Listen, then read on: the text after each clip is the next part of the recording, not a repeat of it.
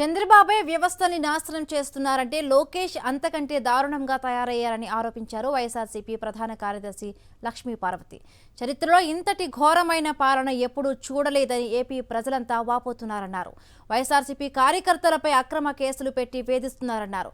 జగన్ ఆయన కుటుంబ సభ్యులను దారుణంగా దూషించిన కూటమి నేతలపై ఎన్ని కేసులు పెట్టాలని ప్రశ్నించారు లక్ష్మీ పార్వతి. చెట్టు చెడే కాలానికి కుక్క మూతి పిందెలు పుట్టినట్టుగా ప్రజాస్వామ్య వ్యవస్థలో ఈరోజు ఒక చీడ పురుగులు లాంటి వ్యక్తులు వచ్చారు. వాళ్ళ వల్ల మొత్తం కూడా విలువలన్నీ, రాజకీయాల్లో ఉండే విలువలు, సిద్ధాంతాలు, ఆశయాలు అన్నీ మట్టి కలిసిపోతున్నాయి.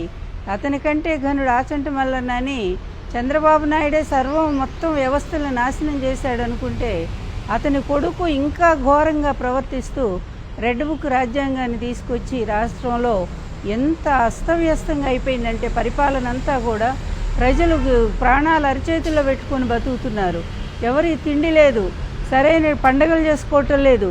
ఇంత ఘోరమైన పరిపాలన చరిత్రలో, రాజకీయాలు పుట్టాక చరిత్రలోనే ఇంత ఘోరమైనటువంటి పరిపాలన చూడలేదని ప్రజలందరూ కూడా విమర్శిస్తున్నటువంటి ఈ పరిస్థితుల్లో, అదిగాక ఎవరు వాళ్ళ తప్పుల్ని వేలెత్తి చూపిస్తే వాళ్ళందరినీ పట్టుకుపోయి జైల్లో పెట్టడం.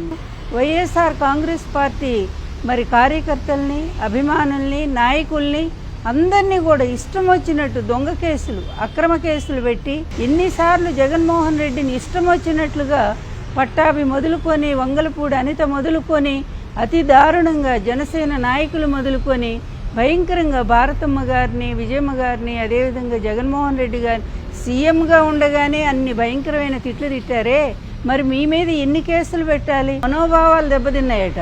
ఏమయ్యా, మీ వల్ల ఎంతమంది మనోభావాలు దెబ్బతిన్నాయి? మీ వల్ల ఎన్టీఆర్ దెబ్బతినలేదా? మీ వల్ల నేను దెబ్బతినలేదా? రోజా దెబ్బతినలేదా? పార్టీలో జగన్ గారు తినలేదా?